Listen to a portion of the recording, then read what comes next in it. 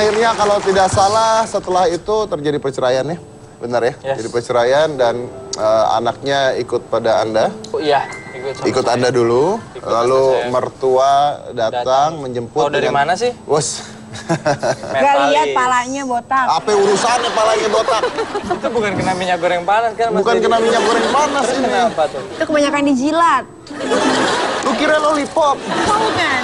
Udah gitu dengan alasan mau membawa ke ulang tahun temannya dan bukan temannya, kakak saudaranya. Anak dari Oke, berarti anak Anda juga ya? berarti ya, kakak tirinya, anak Anda ya itu.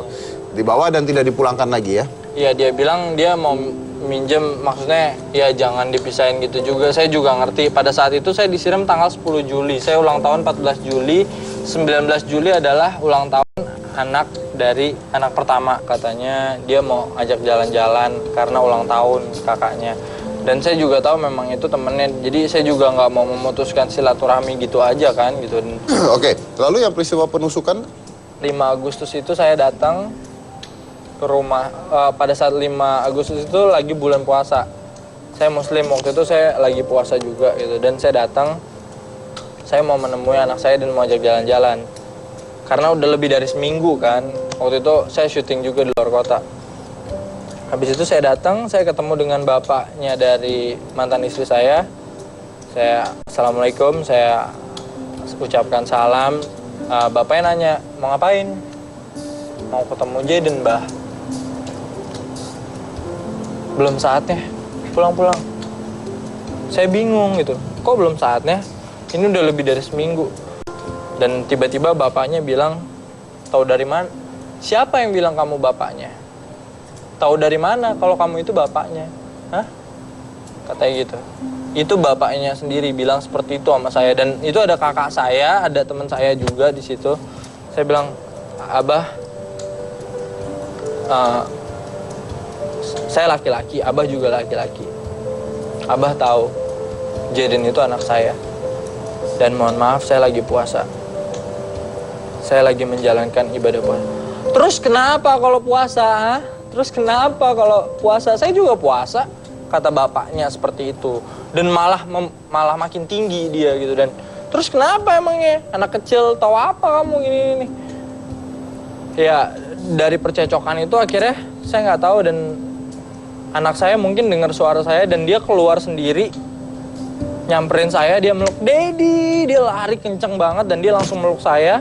Tapi ibunya, mantan istri saya keluar, dia bilang, Jaden, no, kamu nggak boleh deket-deket sama Om Egi. Om Egi ya? Om. Jaden tetap meluk saya gitu, dan saya mau bawa Jaden nggak boleh. Kalau mau ketemu Jaden ya udah di sini aja. Ya udah akhirnya saya nurut karena itu juga rumahnya dia. Saya nggak mau buat onar di rumahnya dia. Ya udah saya ikutin aja lah gitu. Akhirnya saya main dengan anak saya sampai anak saya ketiduran, dan pada saat anak saya ketiduran, ayo Jaden kata mantan istri saya, ayo Jaden bobo, tuh udah ngantuk tuh, udah tidur gini segala macem. Nggak mau, maunya bobo sama Dedi, kata anak saya seperti itu. Dan habis itu saya langsung mohon izin sama yang punya rumah. Saya bilang, Bah, saya izin ya Bah, mau nidurin Jaden, boleh saya masuk? Oh boleh silakan, tapi tidurnya di bawah aja, di kamar bawah ya, jangan di kamar atas katanya. Namanya orang yang sudah punya anak dan namanya nidurin anak, kadang-kadang kita juga suka ikut ketiduran kan. Kita bercanda-bercanda, pada saat bercanda-bercanda ya baca doa tidur, ini cerita-cerita dan peluk, dan akhirnya saya ketiduran. Yang buat saya bangun adalah saya ditendang sama mantan istri saya di kamar. Dan dia bilang time's up, waktu lu udah habis, lu cabut dari rumah gue. Saya takut lose control gitu, jadi saya keluar, saya langsung pamit sama orang tuanya dia dengan Abah, saya pamit ya, jadi udah tidur, saya mau pulang. Oh yaudah pulang di sana gitu kata orang tuanya. Saya pamit, kakak saya pamit. Kakak saya nanya, Jaden mana? Nggak jadi ajak jalan-jalan. Udahlah, Jaden udah tidur, kita pulang aja. Ya udah kita pulang. Saya udah jalan keluar, udah mau ke pagar, tiba-tiba anak saya si Jaden yang udah tidur itu tuh digendong sama mantan istri saya, dan mantan istri saya lari. saya ngadep belakang, maaf ya berdiri biar lebih enak nyontoinnya. Jadi saya udah jalan dan di situ saya cuman ngerasa zret. Itu yang namanya gunting masuk ke punggung saya. Itu saya nggak tahu apa yang terjadi. Saya langsung nengok ke belakang, ternyata di situ istri saya yang nusuk saya dengan gunting tusukan pertama. Pas saya nengok ke belakang, saya lihat dia gendong anak saya yang udah tidur, si Jaden itu yang udah tidur, bangun sambil nangis-nangis dan dia nusuk lagi kemudian ke punggung sini. Pada saat tusukan kedua saya melihat di situ, saya tahu bahwa dia sambil gendong anak saya nangis. Dan setelah saya nggak menghindar dan dia mau nusuk lagi. Bukannya saya mau ini, tapi dia mau mengarah ke leher karena tusukan pertama di sini, tusukan kedua di sini, dan yang ketusukan 3 mengarah mau ke leher. Dan amit-amit kalau sampai ketusuk leher ya, aduh saya nggak tahu deh gitu ya. Jadi kamu ngapain? Itu pas tusukan ketiga itu saya langsung ditarik sama kakak saya. Pas lagi tusuk-tusukan itu ada kakak kamu? Ada kakak saya dan ada bapaknya dia juga. Cuman diliatin doang? Yes, ya. Terus kamu lawan nggak? Saya nggak ngelawan sama sekali karena saya ngelihat anak saya nangis. Saya jadi, maksudnya saya kalau ditanya emosi ya jelas emosi gitu, tapi saya respect dia sebagai wanita dan dia adalah ibu dari anak saya. Pada saat itu kejadian, Anda ada pengaruh alkohol atau narkoba atau apa? Alkohol atau narkoba? Nggak ada pengaruh alkohol atau narkoba sih. Dia? Dia pun kayaknya nggak ada deh. Berarti dalam keadaan sadar dua-duanya? Saya nggak tahu, saya nggak tahu ya dia Nah, dalam... kalau menurut saya berarti kan kalau udah begitu berarti sudah sakit dong. Saya nggak berani ngomong kayak gitu, takut... Nggak, kamu masih ada bekasnya nggak? Ada sih. Ada. Nah, ini adalah seorang pakar, seorang pengacara juga yang memang khusus sekali mengatasi hal-hal seperti ini. Jadi kita nanti bisa tanya jawab langsung sama dia apa yang terjadi. Langsung saja, ini adalah Ferry Amahorsea.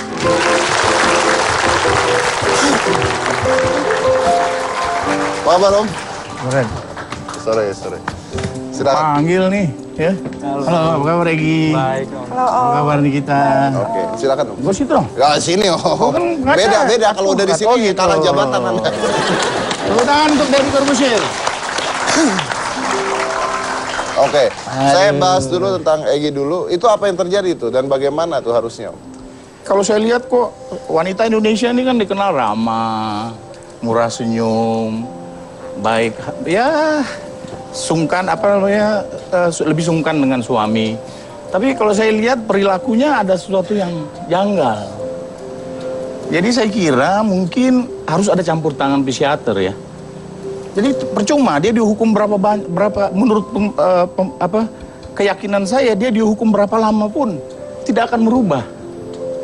Tidak akan merubah perilaku tabiat yang sudah ada di dalam dirinya. Tapi pada saat setelah kasus itu, katanya mantan istri melaporkan dirinya sendiri ke polisi, betul ya? Lah itulah makanya saya bilang ada sesuatu yang lain. Iya kan, kalau kita habis saya berbuat jahat kepada Dedi, pasti kan saya malu. Jadi jadi waktu saya sedang di rumah sakit dan saya difoto dengan polisi dan divisum segala macam, malah dia duluan yang nyampe kantor polisi. Gitu. Dia menyerahkan diri duluan. Menyerahkan diri. Perilaku menyimpang. Tidak wajar tuh. Nah, apakah KDRT itu sebenarnya seperti apa? Pria terhadap wanita atau bagaimana? Begini, kalau KDRT itu dia tidak melihat bahwa perilaku ini normal atau tidak normal. Jadi sebenarnya dulu, sebelum kita masuk, saya ingin mengkritisi dulu. Itu KDRT itu penghapusan kekerasan dalam rumah tangga. Itu sebetulnya undang-undang yang salah, Dedi. Undang-undang itu tidak mungkin menghapus kejahatan atau mencegah kejahatan. Undang-undang itu tendensi yang menghukum. Dengan dihukum, diharapkan kejahatan itu berkurang. Itu nggak mungkin. Tapi apakah bisa terjadi KDRT itu berarti bukan hanya pria terhadap wanita ya? Oh iya, pokoknya di dalam rumah tangga. Jadi lingkupnya itu rumah tangga, yaitu mengenai fisik, seksual, psikis, dan penelantaran. Penelantaran pun KDRT? KDRT. Itu. Dan itu berlaku bukan hanya suami atau istri, juga keluarga yang ada tinggal di situ dan pembantu rumah tangga yang tinggal di situ. Jadi berlaku untuk semua itu yang ada di dalam rumah. Dan ini berbeda ya. Kalau zaman dulu, sebelum ada undang-undang ini, Undang-Undang Nomor 23 tahun 2004. Sebelum ada undang-undang ini, kalau kita lihat ya orang-orang yang masih terbelakang gitu kan, dia jambakin istrinya, dia pukulin istrinya. Tetangga mengetahui ada suatu indikasi atau dikunci di dalam kamar, suami kunci istri atau istri kunci suami, atau suami kunci anak, istri kunci anak, dan lain sebagainya di dalam rumah itu. Tetangga dengar, tetangga wajib lapor. Wajib lapor. Kalau dia tidak lapor, dia bisa kena loh, dia Oh, tahu. oke. Itu berbahaya. Kita lanjut lagi nanti, semakin seru, jadi jangan mana-mana, tetap di Hitam Putih.